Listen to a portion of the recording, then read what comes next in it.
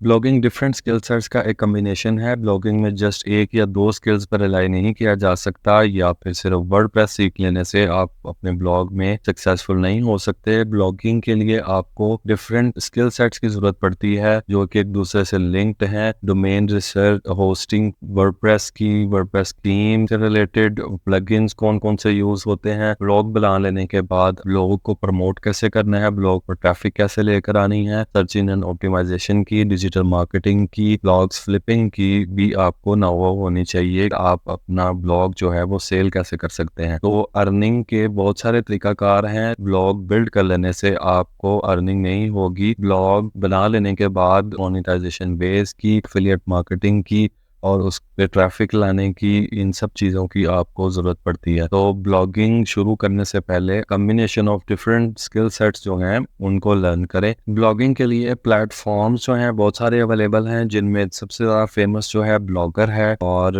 WordPress है। तो इन दोनों में अगर कंपैरिजन किया जाए तो वर्डप्रेस बेस्ट सीएमएस है, बेस्ट कंटेंट मैनेजमेंट सिस्टम है। आप ब्लॉग शुरू करना चाहते हैं तो वर्डप्रेस को ही यूज़ करें। वर्डप्रेस में बहुत सारी कस्टमाइजेशन ऑप्शंस हैं। ब्लॉग को आप प्लगइन से और थीम से अपनी मर्जी के मुताबिक डिज़ाइन कर सकते हैं। एसईओ के हवाले से वर्डप्रेस एक परफेक्ट ऑप्शन है। वर्डप्रेस में जो प्लगइन्स हैं एसईओ से related, Yoast SEO, rank math, all in one SEO, बहुत सारे प्लगइन्स हैं जिनसे आप इन कंपेयर टू दूसरे प्लेटफॉर्म्स हैं ब्लॉगिंग के, इसमें आप ज़्यादा जल्दी जो है वो सक्सेसफुल हो सकते हैं। इसके अलावा विक्स पे भी ब्लॉग्स बिगिनर्स बना रहे हैं, लेकिन विक्स एक बिगिनर प्लेटफॉर्म है, लेकिन विक्स में इतनी आपको ऑप्शंस और इतनी कस्टमाइजेशन की जो ऑप्शंस हैं वो आपको नहीं मिलती। तो वर्डप्रेस जो है वो एक परफेक्ट ऑप्शन है ब्लॉग बनाने के लिए। डोमेन रियल एस्टेट या डोमेन बाय करना और प्रॉफिट के लिए उसको सेल करना आज के दिन में, आजकल क्या वाकई ये एक प्रॉफिटेबल बिजनेस है। तो डोमेन जो है वो रिसर्च अगर आपको करनी आती है और एक अच्छा और अट्रैक्टिव डोमेन नेम जो है ट्रेंड के मुताबिक आप बाय कर लेते हैं तो वो सेल होने में काफ़ी टाइम लग जाता है, काफ़ी मंथ्स बल्कि काफ़ी साल जो है वो भी लग सकते हैं जस्ट डोमेन को सेल करने के लिए। डोमेन को जस्ट डोमेन ही सेल करने से बेहतर डोमेन पर एक स्टार्टर ब्लॉग या एक स्टार्टर वेबसाइट जो कि चंद घंटों में बन जाती है वो आप बनाकर उसको सेल करें। डोमेन को रीसेल करने में आपको आसानी होगी। आप उसको इस तरीके से रिप्रेजेंट करें तो आपकी डोमेन जो है वो जल्दी और अच्छी कीमत में, अच्छी प्राइस में निकल सकती है। कोई भी ब्लॉग या वेबसाइट शुरू करने से पहले आपको होस्टिंग बाय करनी पड़ती है। तो होस्टिंग के लिए आपको चंद इंपॉर्टेंट चीज़ें हैं जो उनका ख्याल रखना है, जिसमें एक मोस्ट इम्पोर्टेंट जो चीज़ है वो ये है कि जो होस्टिंग आप बाय करें उसको आप अच्छी तरीके से चेक कर लें कि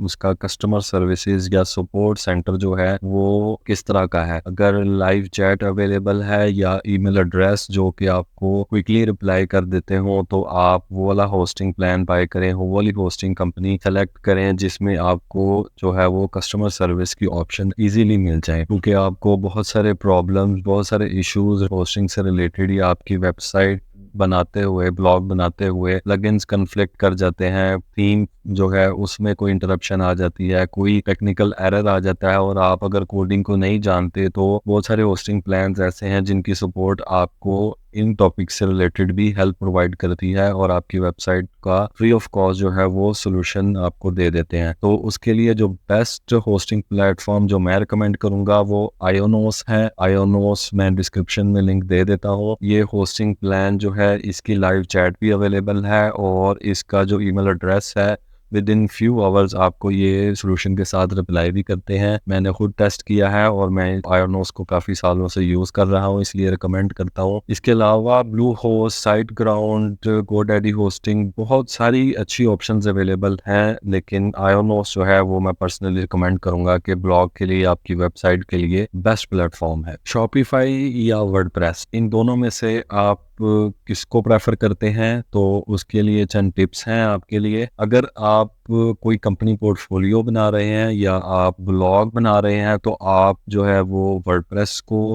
प्रेफर करें। अगर आप ऑनलाइन स्टोर बनाते हैं वो ड्रॉप शिपिंग का हो या आपकी अपनी प्रोडक्ट का स्टोर हो, तो शॉपिफाई बेस्ट ऑप्शन है। लेकिन वर्डप्रेस के साथ वू कॉमर्स जो है वो एक बहुत अच्छी ऑप्शन है। इन दोनों के कंपैरिजन में अगर देखा जाए तो दोनों की अपनी अपनी वैल्यूज हैं, दोनों की अपने अपने फीचर्स हैं। बिगिनर लेवल पे इजी टू यूज इंटरफेस है वो शॉपिफाई का है। अगर आप अपनी वेबसाइट को बहुत ज़्यादा कस्टमाइज करना चाहते हैं और डिज़ाइन से रिलेटेड आप वेबसाइट को, अपने ऑनलाइन स्टोर को जो है वो नेक्स्ट लेवल तक लेकर जाना चाहते हैं, तो वर्डप्रेस प्लस वू कॉमर्स आपके लिए बेस्ट ऑप्शन है। लेकिन अगर आप ऑनलाइन स्टोर जो है उसको स्टार्ट कर रहे हैं और आप उसको खुद मैनेज करना चाहते हैं, तो शॉपिफाई बेस्ट ऑप्शन है। तो दोनों ऑप्शन जो हैं वो परफेक्ट हैं। तो ये आपकी नीड्स पे डिपेंड करता है कि आपने शॉपिफाई पर जाना है या वर्डप्रेस पर जाना है। ब्लॉग फ्लिपिंग बिजनेस क्या है? ब्लॉग फ्लिपिंग बिजनेस से आप कैसे एक हैंडसम इनकम जनरेट कर सकते हैं? ब्लॉग फ्लिपिंग बिजनेस में आप एक स्टार्टर या एक एडवांस ब्लॉग, एक अर्निंग के साथ जो ब्लॉग होता है वो बाय करते हैं और उसको इम्प्रूव करके, उसके ट्रैफिक को और उसके कंटेंट इम्प्रूव करके आप उसको रीसेल करते हैं, तो आपको एक अच्छा प्रॉफिट मिलता है। For example,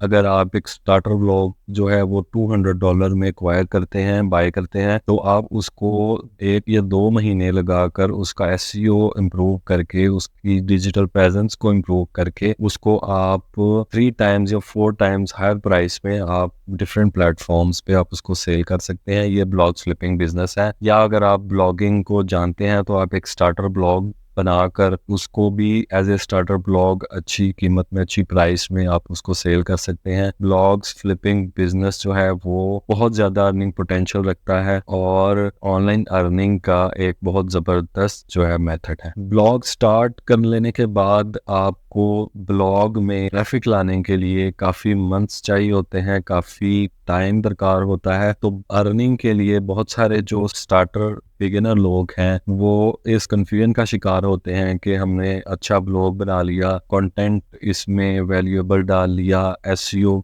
on page SEO की बेसिक्स कर ली, सारी चीज़ें कर ली, लेकिन ब्लॉग जो है उस पर ट्रैफिक नहीं आ रही और अर्निंग जो है वो कब स्टार्ट होगी? तो अर्निंग स्टार्ट होने में 2 से 3 महीने लग सकते हैं। आपका ब्लॉग अगर गुड स्टैंडिंग है और उसके ऊपर अच्छे तरीके से on page, of page, technical SEO किया हुआ है। लेकिन एक ऐसा तरीकाकार भी है जिससे आप फौरी तौर पे ब्लॉग से अर्निंग कर सकते हैं, वो ब्लॉग्स फ्लिपिंग बिजनेस है। ब्लॉग, आप स्टार्टर ब्लॉग जो है वो 2 से 3 दिन में, 4 दिन में आप ब्लॉग बना लेते हैं। उसके बाद आप वो डिफरेंट प्लेटफॉर्म्स हैं, डिफरेंट फेसबुक के ग्रुप्स हैं, उनमें आप शेयर करके, अगर आपका डिज़ाइन अट्रैक्टिव है, आपका कंटेंट वैल्यूएबल है, तो आप उस स्टार्टर ब्लॉग को भी अच्छी प्राइस में सेल कर सकते हैं और अर्निंग स्टार्ट कर सकते हैं। और ये अमल आप कंटिन्यूसली करके तो आप जो है वो अच्छी इनकम जनरेट कर सकते हैं।